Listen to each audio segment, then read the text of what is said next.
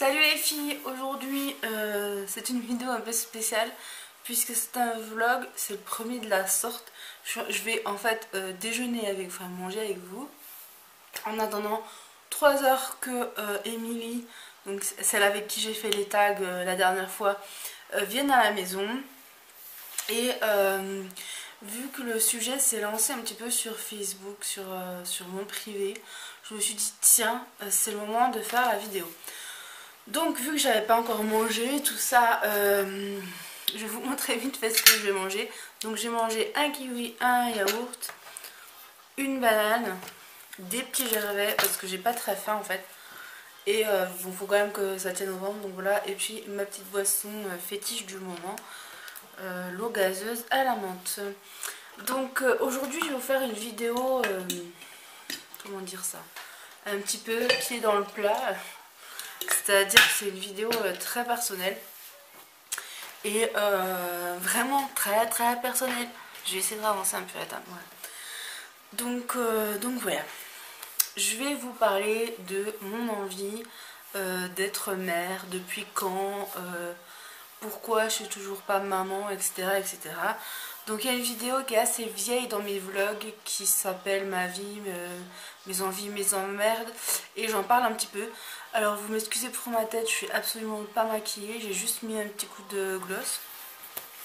Mais bon, moi je me prends pas la tête, je me maquille pas tous les jours, donc voilà.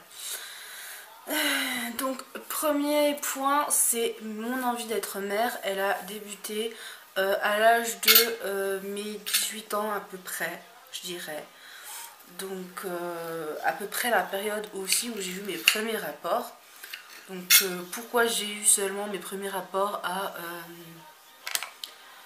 cet âge-là? Tout simplement parce que j'étais très timide avant, que j'ai eu mes premiers copains sur le tard et que du coup les rapports sont venus aussi sur le tard. Donc voilà. Alors cette envie-là, elle est venue comme ça quoi.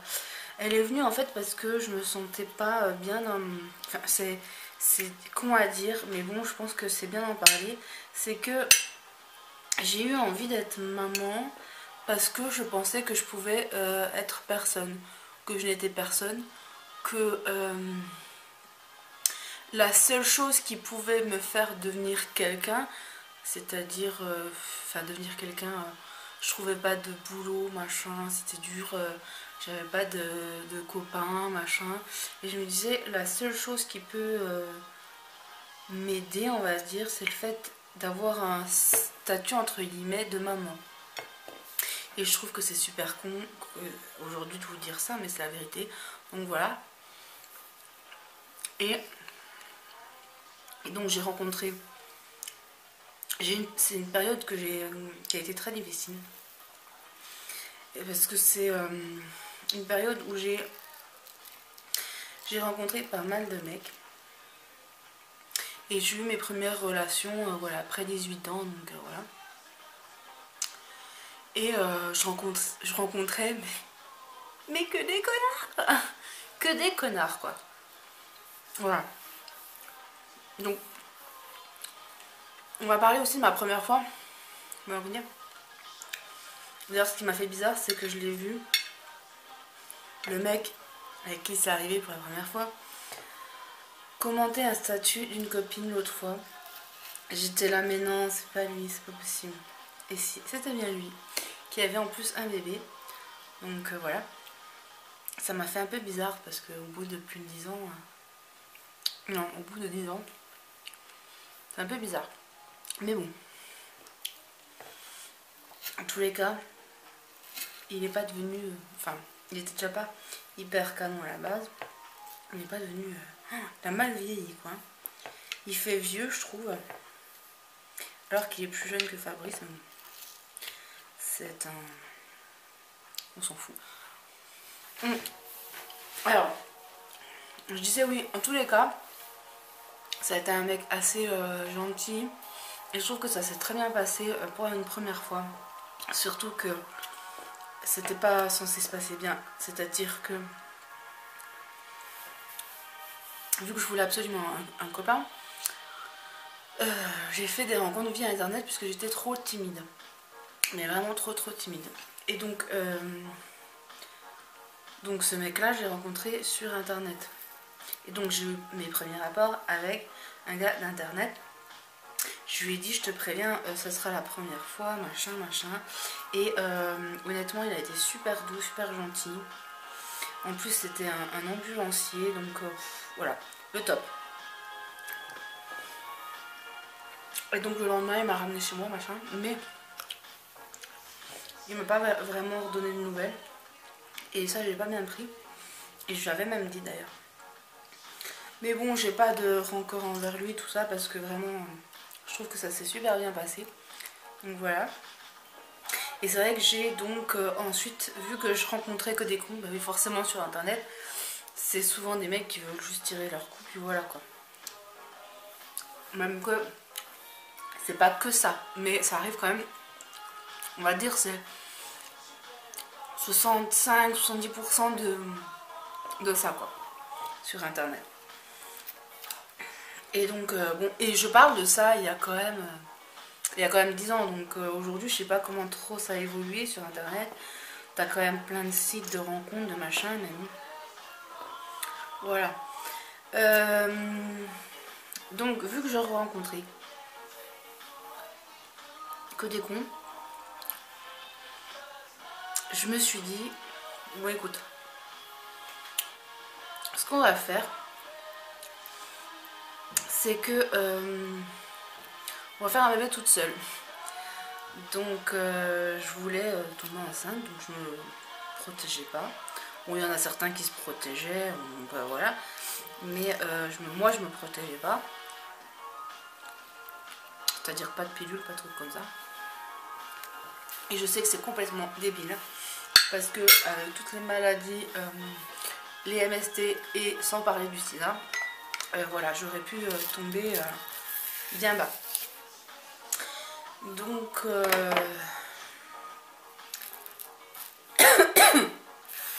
donc ce qui s'est passé, c'est que à un moment donné, bah, j'ai tout simplement rencontré Fabrice. Et du coup mes projets ont changé. C'est-à-dire que aussi avant de rencontrer Fabrice, je voulais faire fille au père, partir 1 an, voire plus, et apprendre une langue, tout ça. Pourquoi pas après rester là-bas. Et donc Balou est en train de m'écouter comme si je racontais une histoire, c'est trop marrant. Enfin, bref. Et donc qu'est-ce que je peux te dire? Et donc ce projet là a été annulé. Au départ Fabrice, bon ben comme j'avais déjà dit, j'espère que je vais pas avoir des trucs là où je mange. Comme j'avais dit au début, Fabrice, je voulais pas de lui. Pourquoi? À cause de l'âge, tout simplement, parce qu'il est plus vieux que moi. Et je m'étais fixé un âge limite, je crois que c'était 29 ou quelque chose comme ça. Et lui avait 30 et allait sur 31. Sachant que moi j'en avais 19. Bon. Il a un peu insisté, il m'a dit bon, on reste amis, machin. Et il m'a dit viens sur un chat, il est super bien. Et parce qu'au départ on était sur Chatch, du truc de Skyrock je crois, je sais plus. Et après donc il m'a fait aller sur Chatland. Mais là j'ai pas pris de sopalin, bravo. Mais là Chatland c'est plus de la déconnade, des choses comme ça, c'était sympa quoi. D'ailleurs j'ai rencontré ma meilleure amie dessus, enfin voilà. Et je sais que c'est mal poli de manger la bouche pleine, mais voilà. Qu'est-ce que je voulais dire? Donc on a fini par se lier quand même bien d'amitié. Et vu que j'étais pas bien dans ma peau, en fait il était là pour me consoler, tout ça. Alors j'ai envie de dire qu'aujourd'hui ça a quand même bien changé. Parce que le mec gentil machin, je veux pas dire qu'il est méchant, mais je veux dire serviable, machin. Il est plus trop présent. Mais bon, on s'aime comme pas possible. D'ailleurs, je suis un petit peu émue en parlant de ça. On s'aime très très très fort. Et avec toutes les épreuves qu'on a eues, on s'en est toujours sortis tous les deux. Donc, et pourtant, hein, j'ai envie de dire, tout a été fait pour qu'on ne reste pas ensemble. Et on y est toujours. Donc voilà. Donc finalement, on s'est rencontrés. Et on ne s'est plus jamais quitté. C'est-à-dire que il est venu le premier week-end, le 5 novembre 2005, à la maison, chez mes grands-parents. Parce qu'à l'époque, je vivais chez mes grands-parents. Et en fait, en suivant, à la base, je devais juste passer quelques temps. Et je suis restée beaucoup plus longtemps que prévu.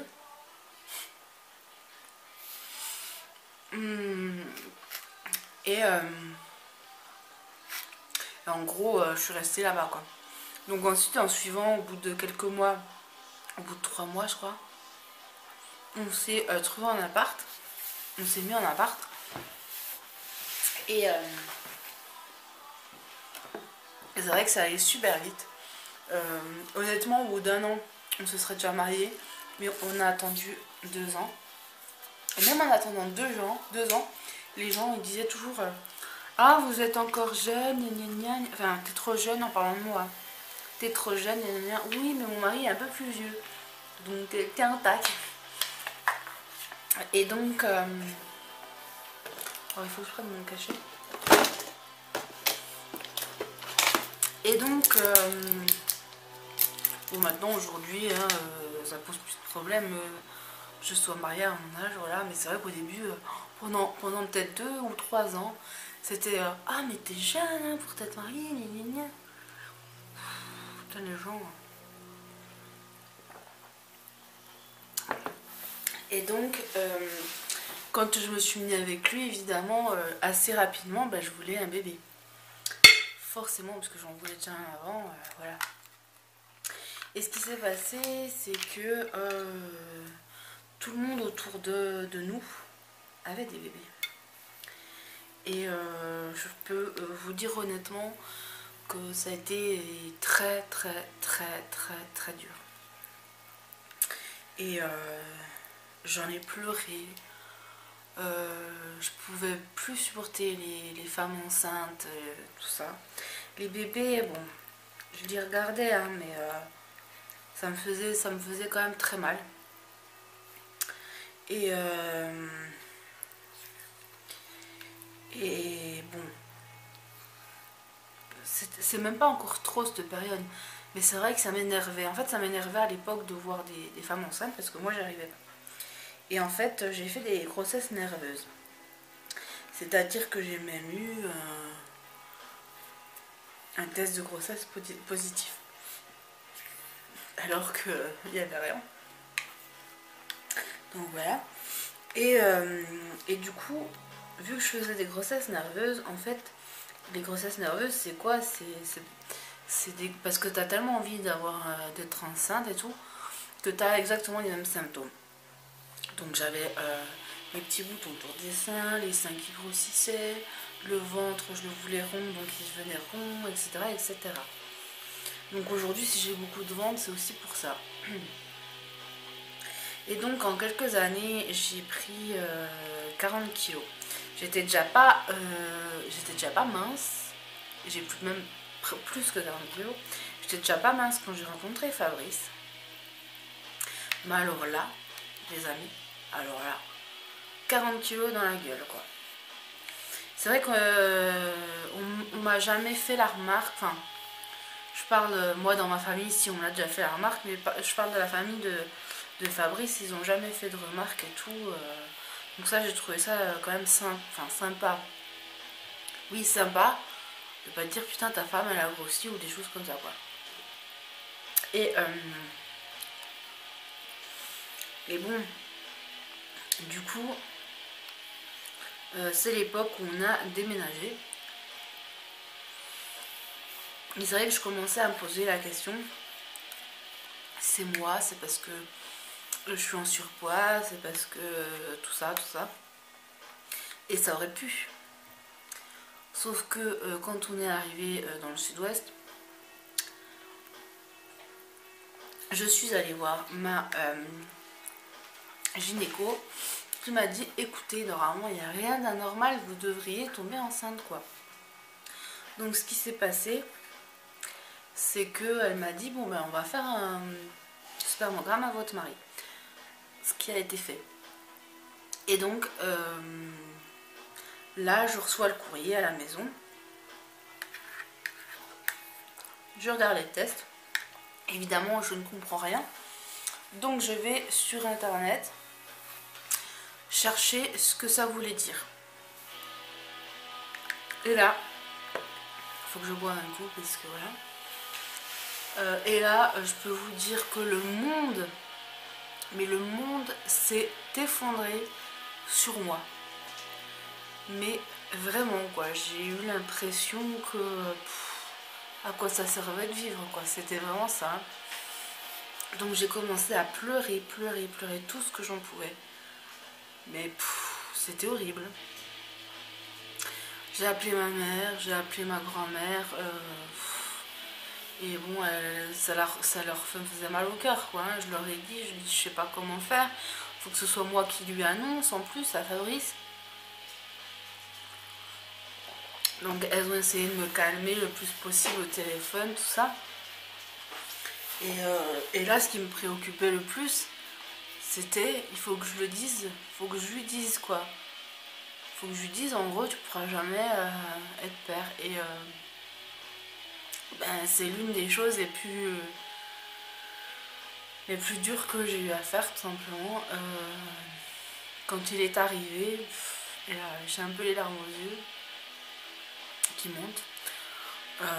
Quand il est arrivé à la maison, on était à Lourdes à l'époque. Il était comment dire, il travaillait en tant que saisonnier et donc il rentrait entre 3h et 17h, quelque chose comme ça. Et donc il est arrivé, il m'a vu que j'étais pas bien, que j'avais encore les larmes aux yeux, tout ça. Et il me dit putain, qu'est-ce qu'il y a, qu'est-ce que tu vas m'annoncer et tout. Je lui dis il faut que je te parle.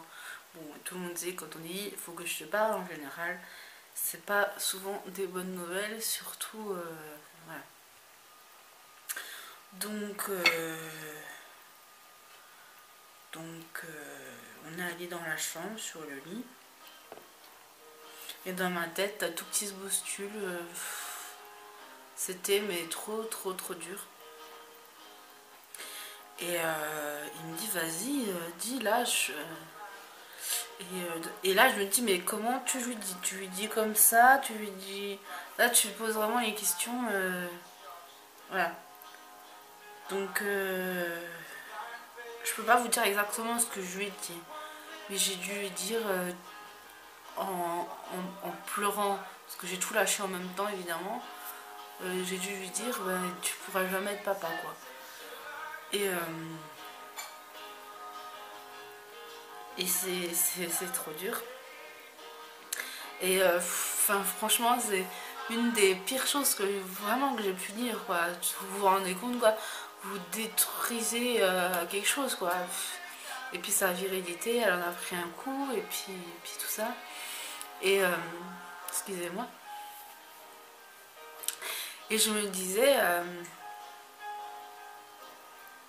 du coup, enfin dans ma tête c'était on faisait l'amour pour avoir un bébé quoi. Donc du coup il y avait plus, j'avais plus envie, enfin c'était dur pour lui et pour moi parce que je voyais plus l'intérêt quoi, j'avais plus envie, j'avais vraiment mais plus du tout envie. Et voilà, ça a été très dur pour les deux. Et pendant plusieurs années, je crois que c'est 2 ans qu'on a dû y aller, on a fait des allers-retours à Toulouse. Donc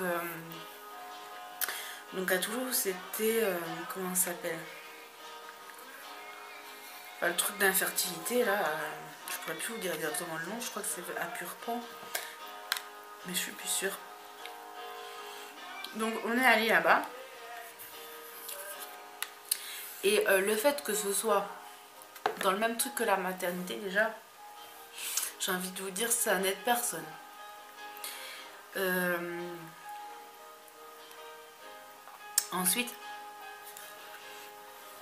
Ensuite c'était très dur, déjà physiquement, parce que t'avais quand même les allers-retours à Toulouse, c'est long hein, en voiture, voilà, tu mets 2 heures à y aller, je crois, voire même plus, 2h30, au moins 2h30 à y aller, et t'as 2h30 de retour, quoi. Et même si, bon, bah, Fabrice c'est un homme qui garde tout, et même s'il gardait beaucoup de choses, bon, bah voilà, hein, faut pas se leurrer, ça a dû lui faire énormément mal des fois quand on est en société, ça lui arrive de parler, surtout quand il a bu un petit coup, de ce genre de choses, et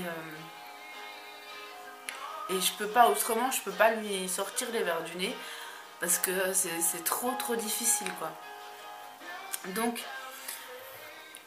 pendant de nombreux mois, il a refait des examens encore et encore et encore et encore.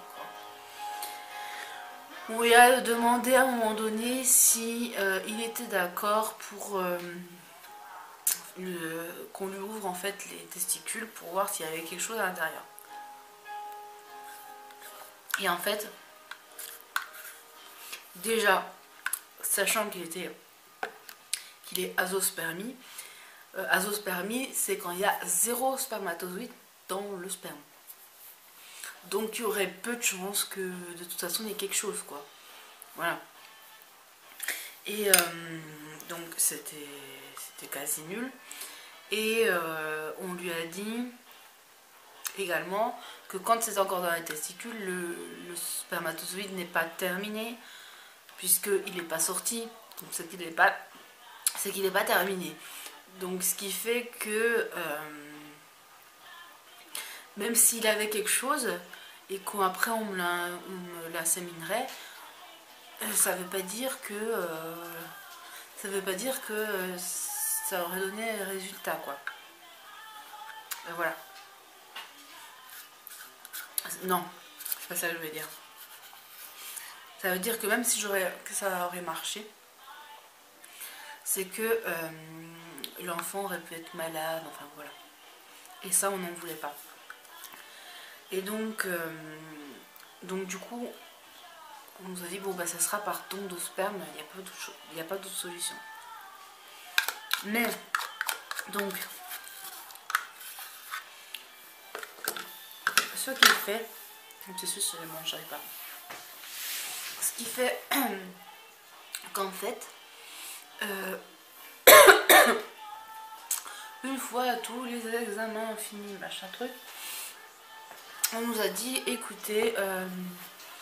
écoutez madame, il faut perdre du poids et ensuite on pourra faire tout ça. Donc moi c'est vrai qu'une fois que j'ai su que c'était Fabrice qui avait des problèmes, en fait j'ai arrêté de grossir, hein, vraiment, parce que j'avais pris 40 kilos parce que je faisais des grossesses nerveuses, mais ça s'est arrêté direct, hein. Donc voilà, ça aurait pu continuer, je veux dire, l'envie elle était toujours là, hein, mais je savais pertinemment que je pouvais pas tomber enceinte naturellement, donc forcément, voilà. Donc là, une fois que tu es les pieds sur terre, face à la réalité, t'as plus d'autre choix que, voilà, te faire une raison. Et donc, c'est vrai que j'ai beaucoup négligé le fait que, vu que j'avais pris beaucoup de poids, en fait, j'avais plus mes règles. Ça, plus... parce que j'ai voulu essayer des traitements, enfin, genre les pilules là qui vous donnent des hormones là, On m'en avait prescrit et en fait ça m'a rendu malade, j'ai eu des énormes hémorragies, et voilà. On m'avait arrêté les règles avec des cachets et c'est depuis ce moment-là en fait que mes règles sont très irrégulières. Et j'ai été donc sans règles pendant des mois et je dirais même des années, ou alors avec une fois tous les 6 mois un peu de sang, c'est tout. Donc je m'en préoccupais pas, je me suis dit de toute façon je peux pas tout penser naturellement, puis tant que j'ai pas maigri on s'en fout quoi. Là que j'ai perdu la vingtaine de kilos que j'ai perdu depuis janvier, c'est-à-dire ça fait 4 mois que j'ai mes règles régulièrement. Donc c'est plutôt une bonne nouvelle en soi, mais bon pour l'instant moi je m'en fous un petit peu quoi. Mais bon, ça prouve que ça va, ça se passe. Et, et donc voilà, au final, depuis donc maintenant plusieurs années, j'ai appris à me connaître. C'est-à-dire que, vu que, comme je vous disais au départ, le but quand j'avais 18 ans, d'être maman, c'est parce que ça me donnait un rôle, ça me donnait quelque chose à jouer, j'étais quelqu'un, quoi, j'étais quelqu'un, tout simplement. Et vu toutes les méprises que j'ai eues, j'arrivais pas à me dire que j'étais quelqu'un de bien, quelqu'un d'intéressant, enfin voilà, pour moi j'étais personne, je ne servais à rien, voilà. Et donc j'ai appris à me connaître, à me créer, j'ai envie de dire aussi. J'ai appris à aimer des choses, à faire des choses, à me dire que j'étais belle, parce que bon évidemment on me disait t'es grosse, t'es machin, des trucs. Aujourd'hui je me trouve belle,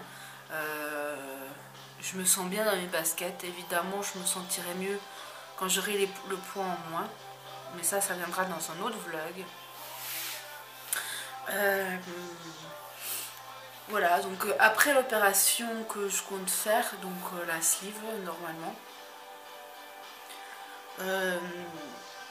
au bout de 2 ans je crois tu peux ensuite faire la FIV, et c'est à ce moment, enfin ça joue un petit peu aussi là-dessus. Alors comment aujourd'hui, faut quand même que je vous dise, aujourd'hui, maintenant que j'ai appris à être quelqu'un hors des statuts, des machins, des trucs, que j'ai appris à m'aimer, comment je vois maintenant l'envie d'être mère. Alors il est toujours présent évidemment, c'est juste que j'ai su faire avec, j'ai su faire un petit peu abstraction.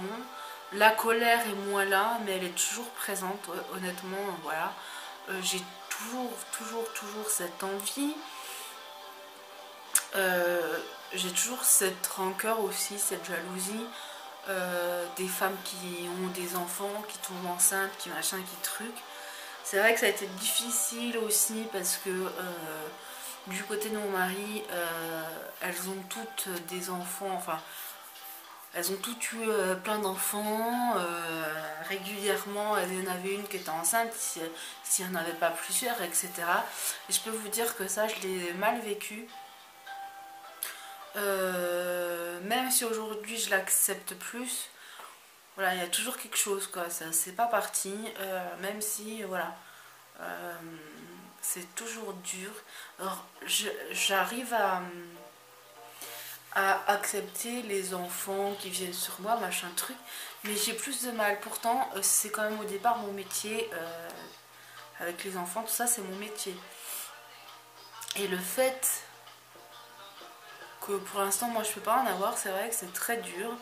Et puis le fait que j'en ai pas aussi, ça bloque aussi les autres personnes, c'est-à-dire pour me confier leurs enfants.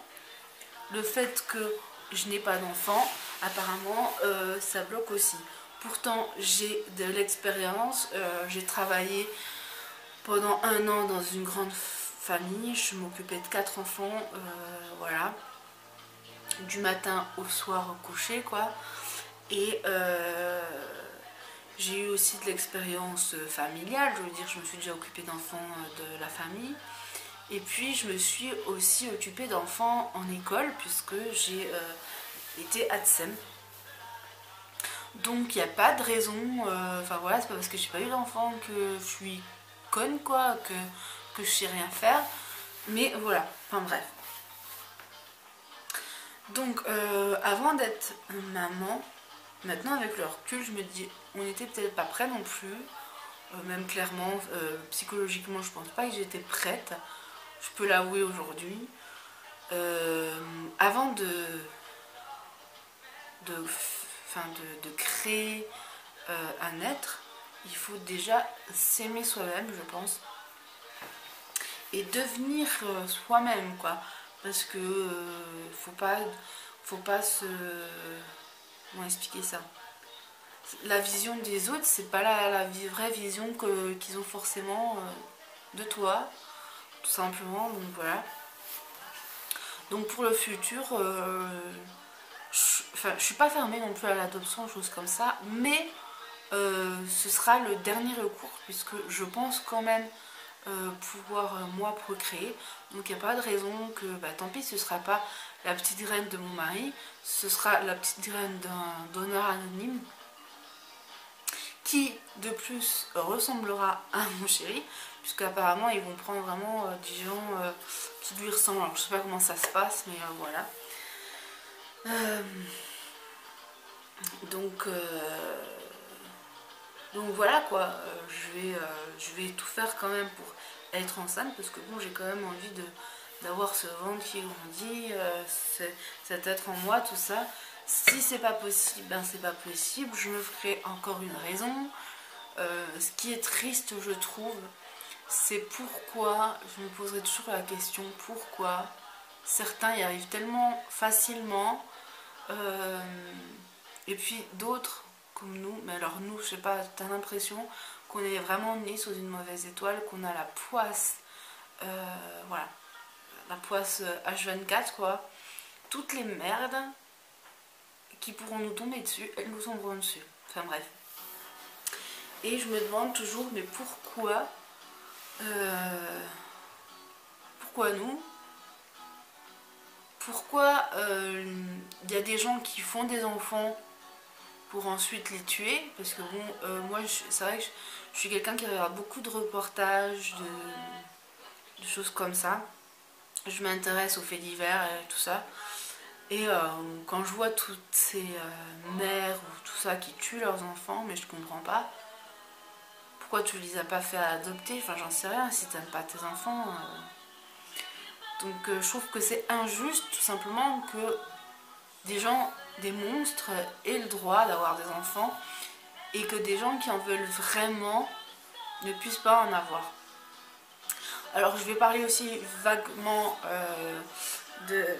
des homosexuels pour vous donner mon point de vue là-dessus. Alors, là je juge pas la sexualité, on s'en contrefout, mais juste que les couples homosexuels qui veulent adopter des enfants sont quand même des personnes qui y ont réfléchi, qui ont ce projet, qui ont envie d'un enfant et qu'ils vont leur donner tout l'amour qu'ils veulent donner à un enfant, même si ça ne sera pas leur, enfin voilà. Et même pareil pour les gens comme nous, quoi, qui ne peuvent pas en avoir et qui veulent vraiment... Enfin, c'est l'enfant désiré, c'est l'enfant tant attendu. Et quand il arrive, il sera le plus heureux des enfants, je pense, possible. Et en plus de ça, ce qui est difficile, c'est qu'en France, j'ai envie de vous dire, c'est quasiment impossible d'adopter. Et je trouve ça, mais d'une tristesse. C'est pas possible, quoi. Je comprends pas. Pourquoi c'est pas comme en Amérique? Je comprends pas. Il faut aller à perpète.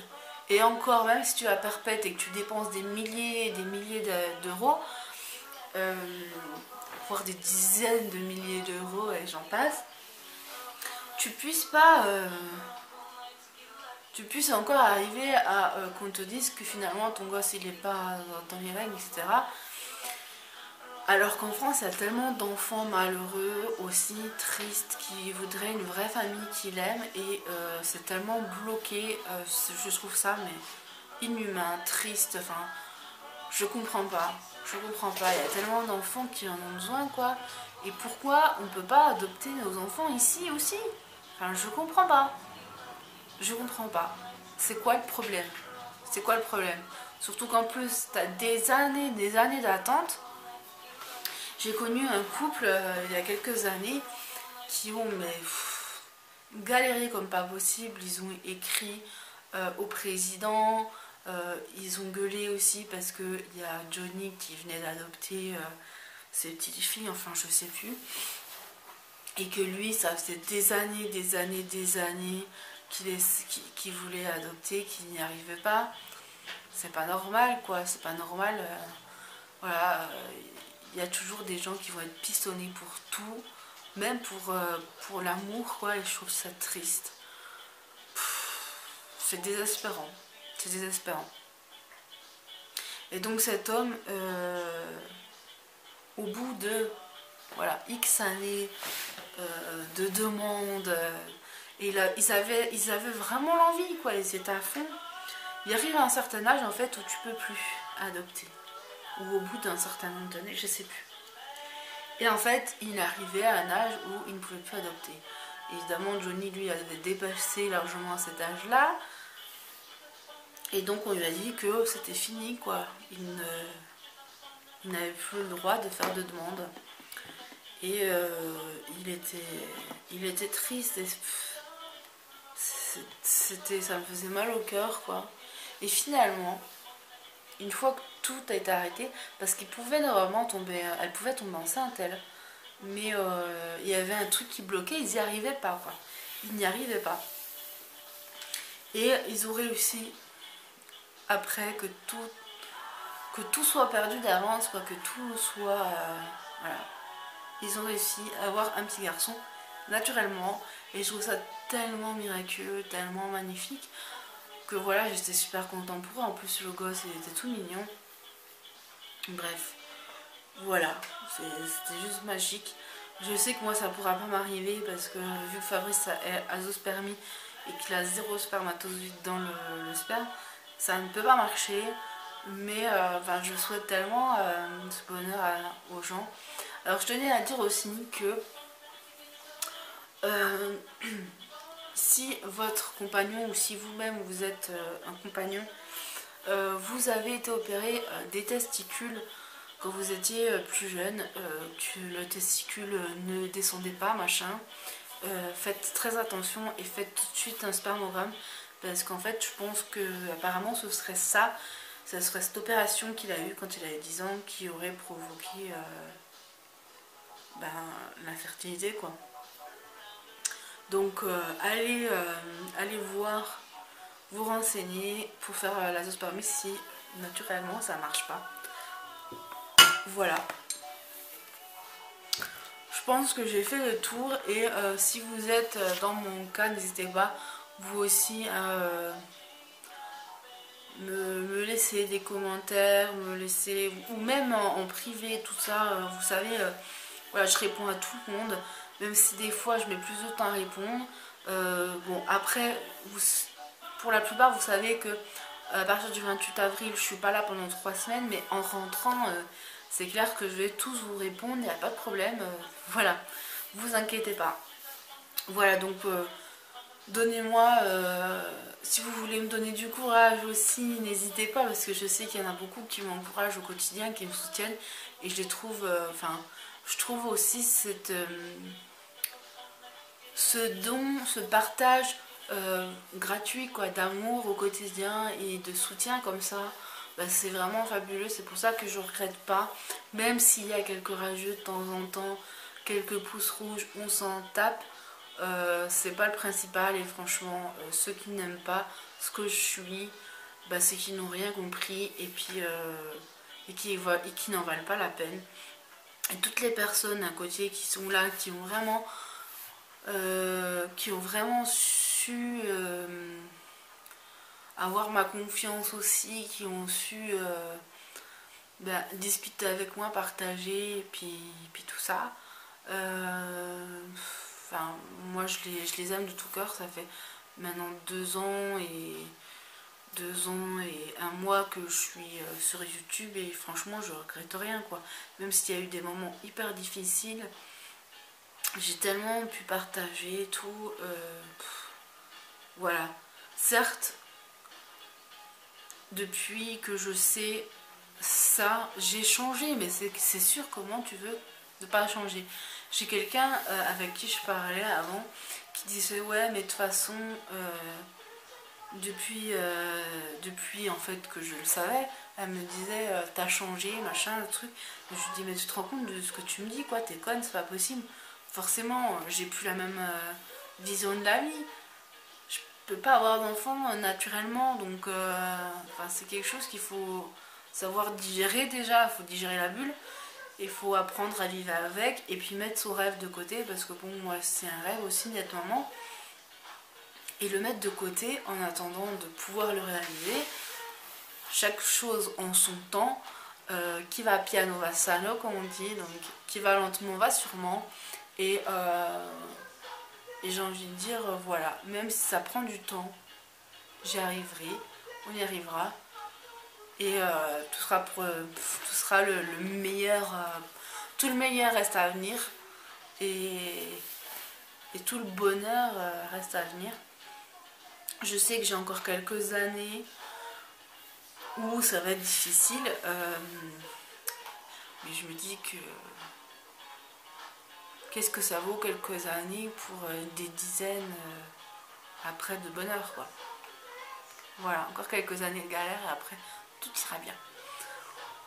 Voilà, donc j'espère que cette vidéo, je sais qu'elle a été un peu longue et j'en suis désolée, mais bon, autant vous dire les choses clairement comme elles sont. Les vlogs en général, c'est jamais très court. Et vu que vous aimez que je partage et que j'aime partager avec vous, voilà, n'hésitez pas à me laisser vos impressions. Si vous voulez d'autres vidéos de ce style, posez-moi aussi les questions. Alors les facs, du coup, les facs n'intéressent pas apparemment. Les foires aux questions, donc du coup je ne vais pas en faire, mais n'hésitez pas à me poser quand même des questions si vous voulez une vidéo sur quelque chose, je sais pas, sur ce que j'ai fait jusque là dans ma vie, enfin j'en sais rien, mais je vous dis genre sur ma vie pro, même si pour l'instant c'est un peu mort, voilà, si vous voulez en savoir un peu plus sur moi, tout ça. Voilà, donc encore une fois, je vous fais de gros bisous et puis je vous dis à très bientôt.